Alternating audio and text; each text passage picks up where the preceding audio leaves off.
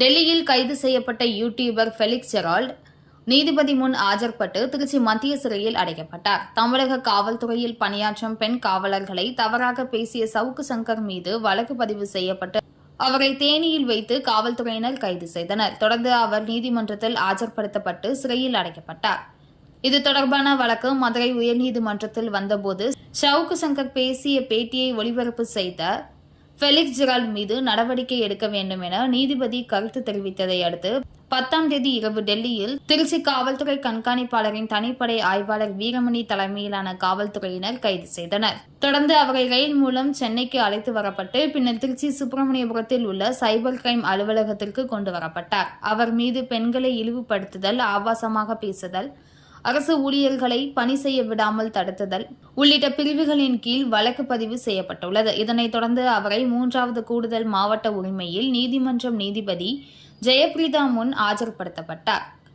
அப்போது பாரதி உட்பட 3 வழக்கறிஞர்கள் தங்களையும் மனுதாரராக இணைக்க வேண்டும் என கூறி வாதங்களை முன்வைத்தார்.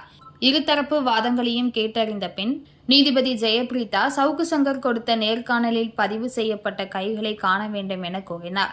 சுமார் 1 மணி நேரம் பின்னர் 27/5/2024 வரை நீதிமன்ற காவலுக்கு உத்தரவிட்டார். நீதிமன்றத்தில் அவரது மனைவி ஜோன் ஆஸ்டின் மற்றும் அவரது மகன் மற்றும் உறவினர்கள் காத்திருக்கின்றனர். அதனைத் தொடர்ந்து காவல்துறையினர் கைது செய்து திருச்சி மத்திய சிறைக்கு அழைத்து சென்றனர். அப்போது அவரது மனைவி வேன் பின்னாக நீண்ட தூரம் ஓடி சென்றார். தொடர்ந்து செய்தியாளர்களுக்கு அளித்த பேட்டியில் ஃபெலிக்ஸ் ஜெரால்டின் வழக்கறிஞர் விக்னேஷ் கூறியதாவது: அவரை ரிமாண்ட் பண்ணுறதுக்கு டெல்லியிலேருந்து இன்னைக்கு கூட்டிகிட்டு வந்திருந்தாங்க. காலையில் சென்னையிலேருந்து அவரை திருச்சி அழைச்சிட்டு வந்துட்டாங்க. திருச்சி அழைச்சிட்டு வந்தவங்க இப்போ ஈவினிங் ஒரு 5 o'clock போல் ரிமாண்ட் பண்ண கூட்டிகிட்டு வந்தாங்க. ரிமாண்ட் பண்ணக்கூடாதுன்னு சொல்லி அப்ஜெக்ஷன்ஸ் பேசணும். ஆர்குமெண்ட்ஸ் எல்லாத்தையும் போத் சைடு ஹியர் பண்ணாங்க மேஜிஸ்ட்ரேட். ஆனபிள் மேஜிஸ்ட்ரேட் கடைசியில் அந்த வீடியோவும் பார்த்துட்டு ஆர்டர்ஸ் போடுறேன்னு சொன்னாங்க. வீடியோஸ் பார்த்ததுக்கப்புறம் அவங்க அவரை கன்ஃபைன் பண்ணுறோம், ரிமாண்ட் பண்ணுறோன்னு சொல்லிட்டு 27/5 வரலும் ரிமாண்ட் பண்ணியிருக்காங்க. மீன்வைல் நாங்கள் பெயிலும் அப்ளை பண்ணியிருக்கோம். Bail petition taken on file. இப்போ வேறு 3 பேர் எங்கேயும் மனுதாரராக சேர்க்கணும்னு சொல்லியிருக்காங்க. அந்த மாதிரிலாம் மனுதாரரால் இன்ட்ரெஸ்டட் பார்ட்டிஸாக அவங்க எங்களையும் கேளுங்கன்னு சொல்லி கோர்ட்டில் பேசினாங்க. எத்தனை பேர்? ஒரு 3 பேருக்கு மேலே இருப்பாங்க. எல்லாமே இப்போ 2 லாயர்ஸ் இருந்தாங்க. 3 லாயர்ஸ் தான். 3 லாயர்ஸ் தான்.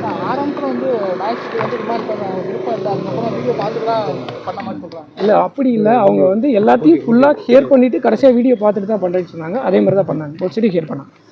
சங்கருக்கு இது மாதிரி குண்டாஸ் போட்டிருக்காங்க. சரி, இவருக்கும் ஏதோ குண்டாஸ் போட முயற்சி பண்ணுற தகவல் சொல்லுவாங்க. அது தெரியல. அது ஃபர்தராக ஃபியூச்சரில் என்ன வரும்னு தெரியல. இல்லை அதே செக்ஷன் தான் அவருக்குள்ள அதே செக்ஷன் தான் சட்டனாக ஆல்ட்ரு பண்ணியிருக்காங்க. 114 ஆல்ட்ரு பண்ணியிருக்காங்க. ரெடி 114 எல்லா செக்ஷன்ஸும் சேர்த்திருக்காங்க. இந்த பதிவு செய்யப்பட்ட செக்ஷன் எல்லாமே பெயிலபிளா நான் பெயிலபிள்? ஒரு செக்ஷன் மட்டும் தான் பெயிலபிள், மீதி எல்லாமே நான் பெயிலபிள். பெயில் கிடைக்கிறது வாய்ப்பு இருக்குது. நான் பெயிலபிள் பெயில் கிடைக்கும். இல்லை, நம்ம கண்டென்ஷன்ஸை கோர்ட்டில் கொடுப்போம். அவங்க என்ன சொல்கிறாங்கன்னு பார்ப்போம். கோர்ட் முடிவு எடுக்கிறதான கடைசியில். ஏபி தர முடியாதுன்னு சொல்லுது ஹைகோர்ட். திருப்பி நீங்கள் போனீங்கன்னா என்ன சொல்லுங்கள்? ஏபி டேட் தான் போயிருக்கு. தர முடியாதுன்னு எதுவும் ஆர்டர்ஸ் வரல. அது பெண்டிங்கில் தான் இருக்குது. அதெல்லாம் அவர்கிட்ட நான் 15 minutes டைம் கேட்டேன். மெமோ கொடுத்தேன். மேஜிஸ்ட்ரேட் அலோவ் பண்ணாங்க. 15 minutes அவர்கிட்ட தனியாக கூப்பிட்டு நான் பேசினேன். அவர் இந்த மாதிரி ஏதாச்சும் உங்களை அடித்தாங்களா, துன்புறுத்தினாங்களாம் கேட்டால் அதெல்லாம் எதுவும் இல்லை சார் அப்படின்னாரு. கால் மட்டும் சொல்லிங்க இருக்குது ட்ராவலிங்னால அப்படின்னாரு. அதை மட்டும் தான் அழுத்தி எல்லாரும் கேட்டுகிட்டே இருந்தாங்க. கடைசியில் அது என்னன்னு கேட்டால் அவரே அதான் சொன்னார்.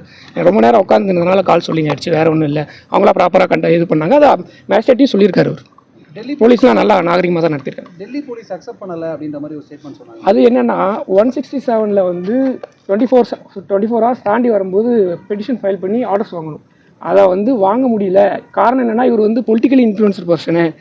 கூட்டம் சேர ஆரம்பிச்சிருச்சு. அதனால் 2-3 ஸ்டேஷனுக்கு போனோம். மேஜிஸ்ட்ரேட்டை பார்க்க முடியல. அப்படியே நாங்கள் வேறு வழி இல்லாமல் கொண்டு வரதா போச்சுன்னு சொல்லி போலீஸ் தரப்பு சொன்னாங்க. பெண் போலீஸ் வந்திருந்தாங்க. யாருமே வேறு யாருமே இல்லை, மேல் யாருமே இருந்தாங்க. மேல் போலீஸ் இருந்தாங்க. ஆனால் அதிகமாக பெண் போலீஸ் தான் இருந்தாங்க.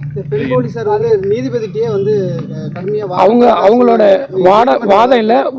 ஓப்பன் கோர்ட்டில் அவங்க என்ன அவங்களோட கிரீவியன்ஸை சொல்கிறாங்க. அதை அப்ஜெக்ட் பண்ணோம். கோர்ட் அப்சர்வ் பண்ணுறது பண்ணாது கோர்ட்டோட டிஸ்கஷன்.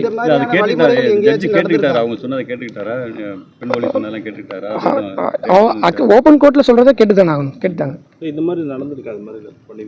நடந்திருக்கு. ஓப்பன் கோர்ட்ல இருக்கும்போது மேஜிஸ்ட்ரேட் இன்ட்ரெஸ்டடா கேட்கலாம். அதை அக்செப்ட் பண்ணிக்கிறது டிஸ்கிரிப்ஷன் ஆஃப் மேஜிஸ்ட்ரேட். இப்போ அவங்க சொன்ன குற்றச்சாட்டு சுமன் போலீஸ் சொன்னது என்ன? அவங்க வந்து அவர் இப்படி பேசினனால, அதாவது இந்த வழக்கோட A1 எதிரியான மிஸ்டர் சவுக் சங்கர் வந்து பேசினனால அவங்களுக்கு வந்து ஊடிங்காக இருக்குது, வெளியே தலை காட்ட முடியல, ப்ராப்பராக ஒர்க் பண்ண முடியலன்னு அவங்களும் சொல்கிறாங்க. அவங்களையும் புகார்தாராக எடுத்துக்கலாமா இல்லை அவங்களோட இன்ட்ரெஸ்ட்டை வந்து சொல்கிறாங்க. ஓப்பன் கோர்ட்டில் நானும் இருக்கோம், இந்த கேஸ் வரும்போது நானும் சொல்கிறோம் அப்படின்னு சொல்லி பர்மிஷன் கேட்டு சொல்கிறாங்க. இந்த வாதம் வந்து அவரை வந்து ரிமாண்ட் பண்ணுறதுக்கு உறுதுணையாக இருந்துச்சா? அது கிடையாது, அது மட்டும் கிடையாது. Gravity of the offence, probability, காரணம் என்ன சார்? ஆர்கியூமெண்ட்ஸ் நான் நிறைய பேசினேன், அதர் சைடு நிறையா பேசினாங்க. அதனால அப்புறம் இந்த வீடியோ வந்து 30 மினிட்ஸ்க்கு மேலே மேஜிஸ்ட்ரேட் அவங்க பார்த்தாங்க. ஸோ அதனால தான் இந்த டிலே ஆனது. நீங்கள் என்ன ஆர்குமெண்ட் பண்ணி வச்சாங்க? எல்லா அஃபென்சஸுமே பிலோ 7 இயர்ஸ் தான் பனிஷபிள். ஸோ ப்ராப்பராக வந்து நோட்டீஸ் கொடுக்கலாம், கிரிமினல் ப்ரொசீஜர் கூட ஃபாலோ பண்ணலாம், 41A ஃபாலோ பண்ணலாம், பிரசிடென்ட் ஜட்ஜ்மெண்ட்ஸ் இருக்குது, இதெல்லாமே இருக்குது, அதை ஃபாலோ பண்ணலாம்.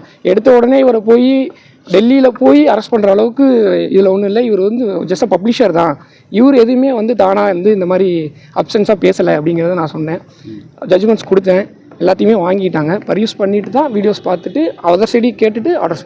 இப்போ ஏபி மூவ் பண்ணணும்னா இங்கே தமிழ்நாட்டிலேயே பண்ணிடலாம், எதுக்கு டெல்லி போகிறாருன்னு ஒரு கேள்வி. அது ஏபி மூவ் பண்ண போகல. அவர் டெல்லி எதுக்கு போகிறாருன்னா ப்ரெஸ் கவுன்சில் ஆஃப் இந்தியாவில் கம்ப்ளைண்ட் ரைஸ் பண்ண போகிறாரு. இங்கே ஏபி ஃபைல் பண்ணிவிட்டு அங்கே பண்ண போகிறாரு. ஸோ இவருக்கு என்ன பண்ணுறதுன்னு தெரியல. இவர் ஒரே ஹோப்பாக வந்து ப்ரெஸ் கவுன்சிலில் கம்ப்ளைண்ட் கொடுத்துடலாம்னு சொல்லிட்டு அங்கே போயிருக்காரு.